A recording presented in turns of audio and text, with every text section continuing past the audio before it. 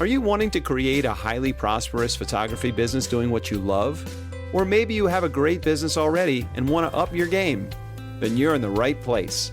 Master craftsman photographer Luci Dumas and her guests are here to support you on your journey. Now here's your hostess and tour guide, Luci. A man or woman who does not plan long ahead will find trouble at his or her door. And that is by Confucius. So I'm doing one of my shorter episodes, and I don't even have notes because I have so much experience in the topic of planning for successful wedding photography, step by step, planning the day, that I think I don't need my notes. Now, maybe I will and I'll regret it, but I'm having an okay hair moment this evening. And so I thought I'd just get going. Before I do, if you want to go to lucidumascoaching.com, Luci with an I, you can set up an opportunity to chat with me. If you're wondering what coaching would be like, I'm happy to give you a little quick conversation and see if a longer one might be a perfect fit. So feel free to reach out. No obligation. I just love to hear from people. And by the way, some of you have been acknowledging certain episodes you like and thanking me and my guests for the show. And that goes so far for me in my excitement about doing my next episode. So thank you for that. Okay. If you don't know my background, I was a wedding photographer for 12 years in the 80s and 90s. Yep, I am that old now. I know how it happened, but it is a little bit of a surprise. Anywho, because I probably did 500 weddings or so, and I began to refine my process of how to prepare my couples and the wedding party so that I could get the best photographs in a timely and low stress, sort of the least stress possible. And if you've listened to my show, you know that I still believe the best thing we can do for our clients is to provide finished products for them. With a wedding, that would be at least a beautiful wedding album. It's always nice to have wall portraits. I love doing engagement sessions and having wall portraits that go on display and are the first shared piece of art in their home as a newlywed couple. So this is geared specifically towards producing images that will tell the story and that people will buy. When I am putting together a package, and now as a coach, I help my coaching clients that do weddings put together options for their brides and grooms. I always suggest that you put it together in a way where they could be satisfied with what they have without investing anything additional. But most people, there are going to be wants and desires to add more photos to the book, to have gifts, parent books, different things like that.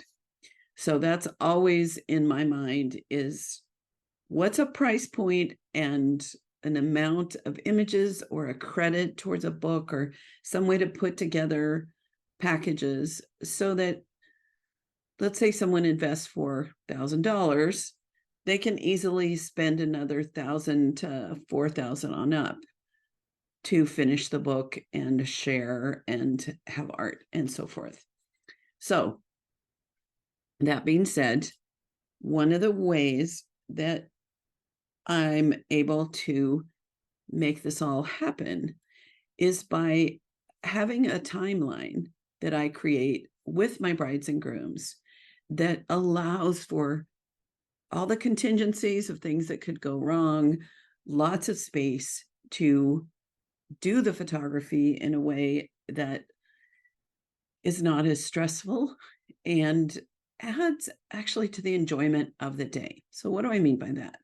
Well, first of all, whenever possible, unless there's a big gap between the wedding and the reception, I encourage my wedding clients to have that first look, meet before in a pretty location, just the two of them, and have portraits done uh, that are creative, that are beautiful, that have the environment or great lighting, where we can really control and do the more posed images that honestly are the ones, even though people say, oh, I like candids, the ones they usually invest in are when the little details are nice and when they look happy and pretty and the light is good and there's emotion in it and design and where the environment is beautiful, and that takes time.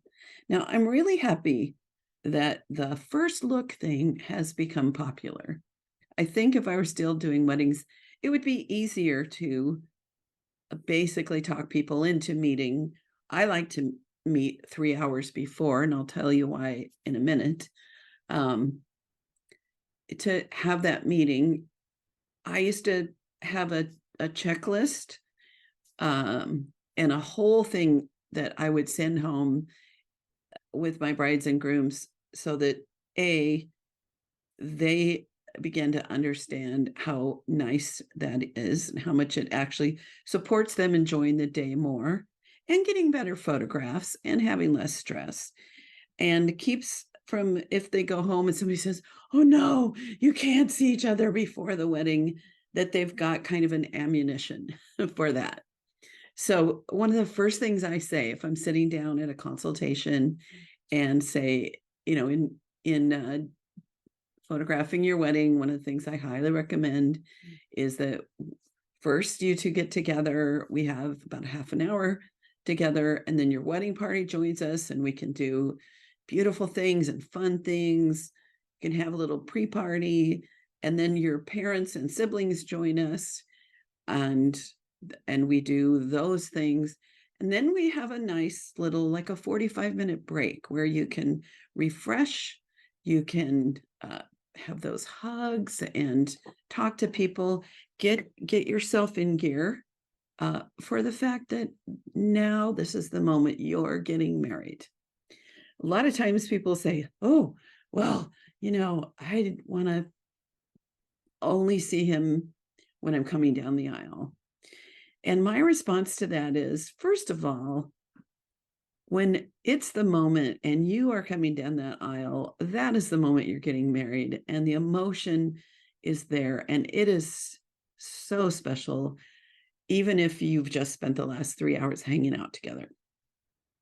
Number two, can you tell I said this before? When you can meet in private and he gets to really look at you and see the whole dress and tell you what he's feeling without people looking on, and you get to see him and you get to spend some quality time together and more time together on the wedding day. And my couples have told me over and over and over again how grateful they are that they did it this way. I've never had somebody wish that they hadn't seen each other. And in the history of my career, I've had many brides and grooms say, gosh, we had no idea how chaotic it would be, how fast everything would go. And we wish we had done it that way. So another thing I like to say is, do you know where the tradition came from with the brides and grooms not seeing each other until they go down the aisle? And I was like, no. And it came from a time when weddings were arranged and they didn't want the bride and groom to see each other because one of them or both of them might run away if they saw who they were marrying. So back in the ages, now this maybe still goes on in countries where they have arranged marriages and people have no say and they don't meet until the wedding day. But it's how is that tradition something that is a wonderful tradition to carry on. So that's my little ammunition with that. And I remind them that there are cultures such as Jewish weddings where, because of a biblical story of where, and sorry, I should look this up, but it's late, so I'll let you look it up, where the man worked for years so he could marry one daughter, and they tricked him. And this is when you could have plural marriages in the Bible. Yes, it's in the Bible. They tricked him, and he ended up marrying the other sister, and he had to work another, I think, 7 years before he could have the bride of his dreams. And so in Jewish weddings, traditional ones, they have a little ceremony where the bride and groom get together, and he looks at her to make sure she's the right one. So anyway, so enough about that. I also explain to them how the difference, if you're having to do all the pictures after, it's rushed. There's usually at the venue or the church ladies, we got to get it done. We got to get it off the altar. People are busy. Somebody maybe has to go set something up, and having 90% of the posed pictures done beforehand relieves so much pressure, not just the afterwards, but even just getting up to the point of getting to the altar. I usually have people, when 90% is done, then when the wedding is over, I've already communicated that the wedding party and the family are going to, come down the aisle, follow the bride and groom around to the side, let the church or the venue clear, and then come in, sit down if there's chairs, and then I work through a really quick after session. So I get the bride and groom up with the whole big family on her side. We take that picture, then just the parents. Then I get the other set of parents up, and we do all 6 of them. Then the bride's parents can leave because I've already done some fun things beforehand, and we do the groom with his parents. Then we put his whole family up there.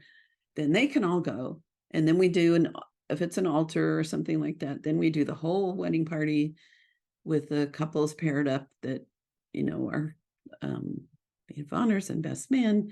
And then I have them go away, and I do, if there's little kids, I do the bride and groom with the kids, and then they go, and then I do some pretty things of the bride on the altar, the groom on the altar, the two of them together, and that classic traditional bride and groom, flowers, dress, everything in the setting, and then we're done, because we've done all these other combinations before. And the other thing is, light changes fast. And so when we can do sessions, sometimes we'll meet, like here, we'll meet at Balboa Park, or there's some other areas that do have nice light in the daytime. And then we'll go on to where the wedding is and do a few more things there. So it just really opens everything up. So I hope light bulbs are going off and you're going, this makes so much sense. And again, I used to do great candids. When people sat down and ordered a book and paid for the images that were going in that book, the ones that sold were the ones that were a little more traditional, and not traditional in a boring way, but definitely some storytelling and some candids mixed in there, but hours of photographing the bride getting dressed, and the makeup and the brushes and all of those little setup things. When people are spending well for individual photographs or bundles of photographs, they're not going to put in a lot of the ones that they'll enjoy, maybe as digitals, maybe they'll look at them once, never look at them again. Okay, so part B of this conversation is how I help the bride and groom plan the wedding. Sometimes I'm a little challenged when there is a wedding coordinator because they will do a schedule. Like I do everything in my power to get the bride to put me in touch with the wedding coordinator. So together we can talk about the schedule and my needs that are there to serve the bride. It's not about me. I have to have it this way, but I want to have the day go really smoothly. And so I make up a schedule with the bride and groom, but let's be real, it's usually mostly the bride, but I love those couples that do everything together. Where we figure out when the flowers need to show up, the hair and makeup, how much time that's going to take, and then what time everybody needs to be where. Couple of things. If everything's going late, almost always it's because they underestimated the time it takes to get hair and makeup. So I always add oodles and oodles of time. If hair and makeup says, oh yeah, I can get whatever it is she needs to do in an hour and a half, I add an hour to that from the time we need to start shooting. Flowers are also notoriously late. So if I'm going to start shooting, let's say at noon, I say the flowers need to be there at 11:15. Because first of all, they need to be there. Second of all, when they get there, if they get there at noon, that means there's 20 minutes of finding people, pinning on boutonnieres, getting the bouquets to the brides. So if it's noon, that's my real starting time, everything has to be in place by noon. Does that make sense? So the other thing, one of the ways that I handle the I don't want to start that early is my packages included a certain amount of time, but that time started when the wedding, what did I do? When the wedding started. When the wedding started, when the wedding ended, one of those. And they could basically have as much time as they need beforehand, not including that I'm not going to be there for an hour while they're getting their makeup done and, a lot of those prep things. But if we're starting at noon for a session and the wedding is at 3, then maybe they've got a 5-hour option that's going to be 5 hours from 3 o'clock. So 3, 4, 5, 6, 7. And that gives them an incentive to get a lot of things done before. So they get more of my time for less money.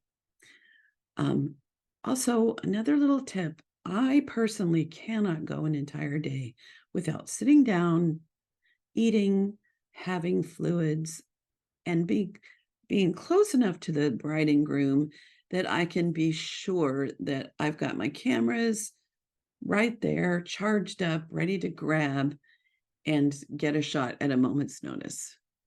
So one of the things I do is my packages are basically an hour less than I think would be perfect for a certain wedding. But if they feed me with the guests, and then I can get my meal when the bride and groom are eating so that I'm not trying to eat when they're doing stuff, then they will get an extra hour of my time.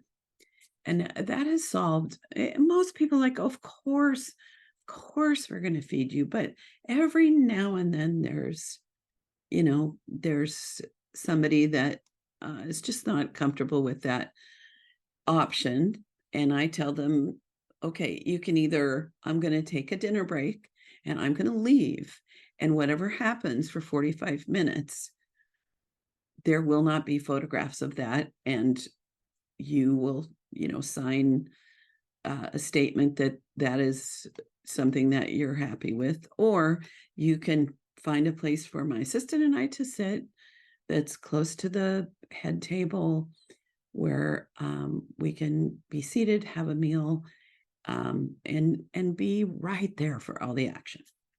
Okay, so other little tip is I always have them tell people, like if it's noon that I really need everybody there, to tell them we need you there a half hour, 45 minutes before we need them.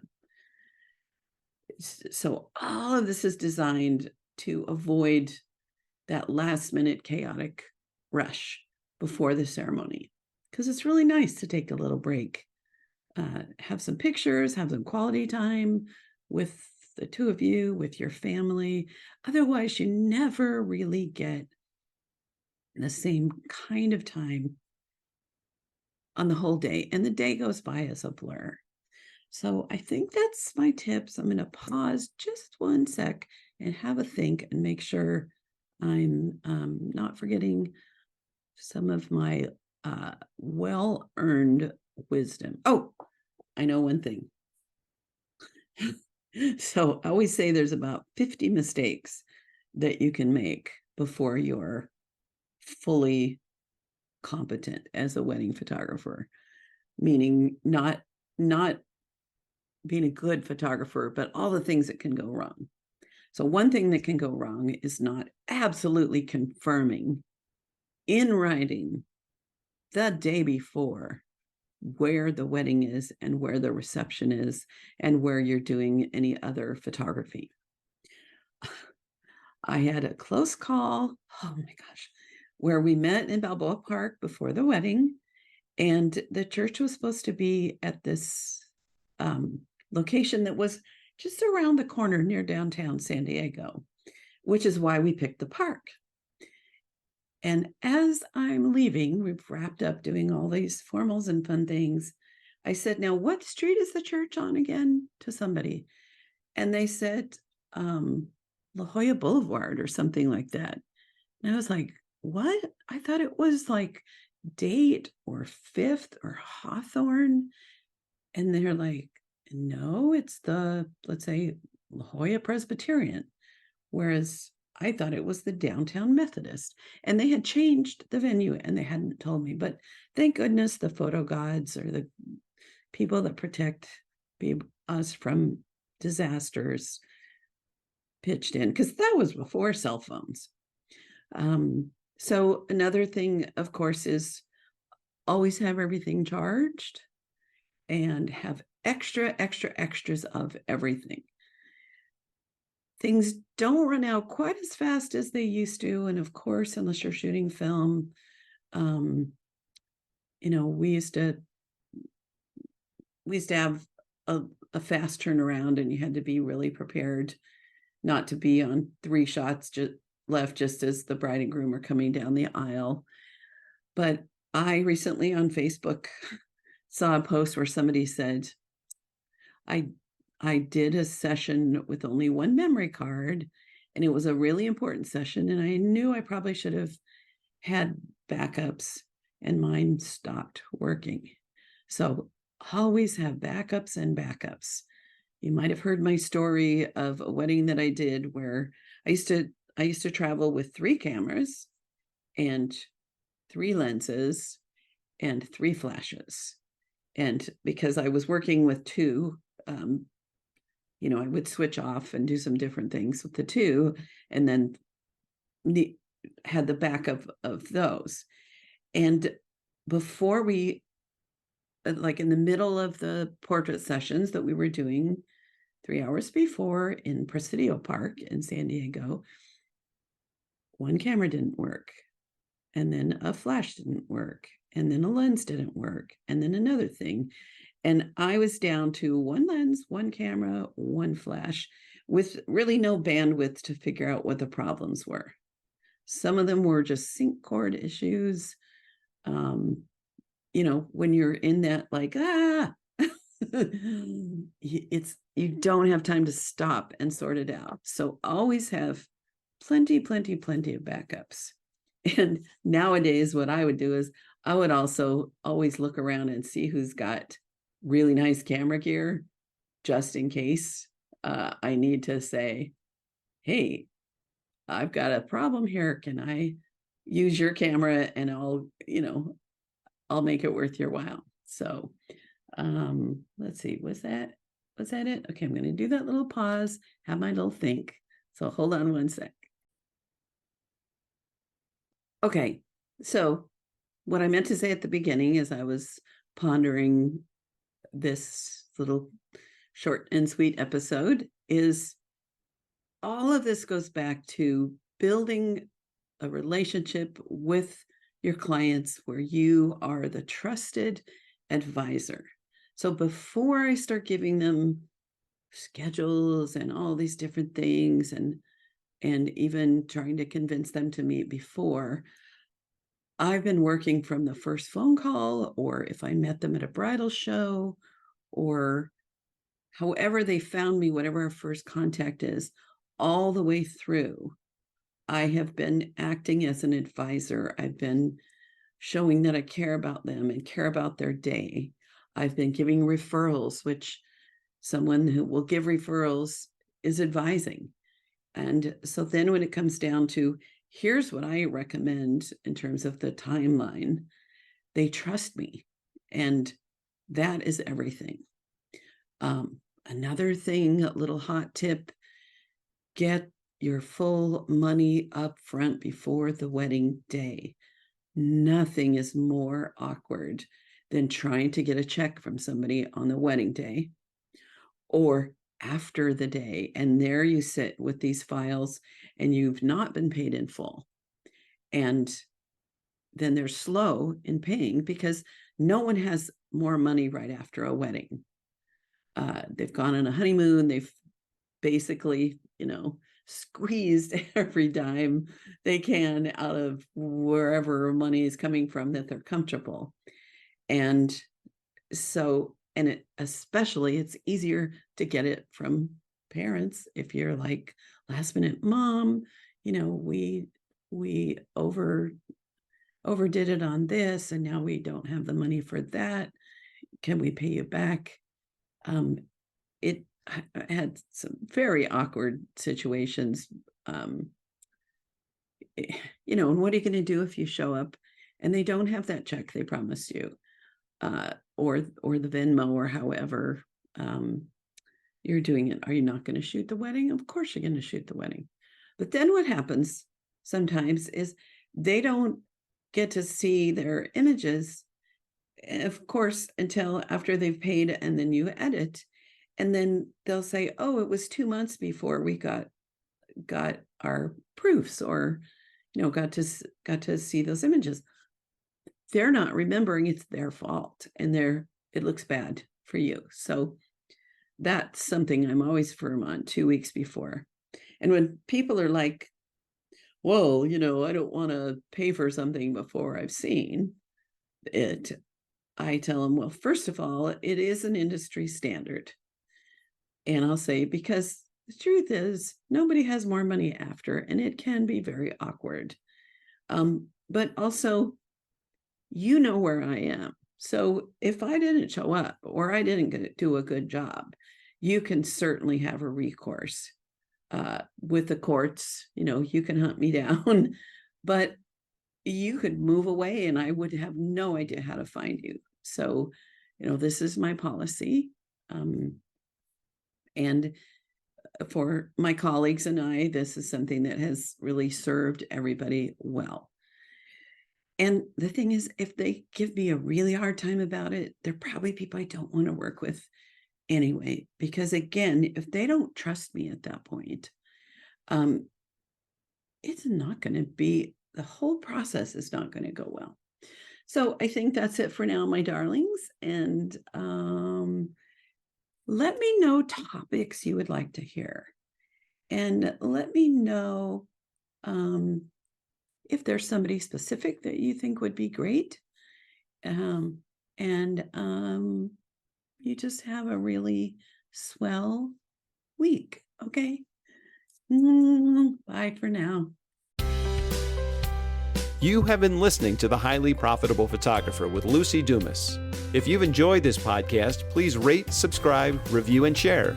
To connect one-on-one and learn more about our coaching programs, just go to lucidumascoaching.com. Until next time, go have fun photographing and selling your work.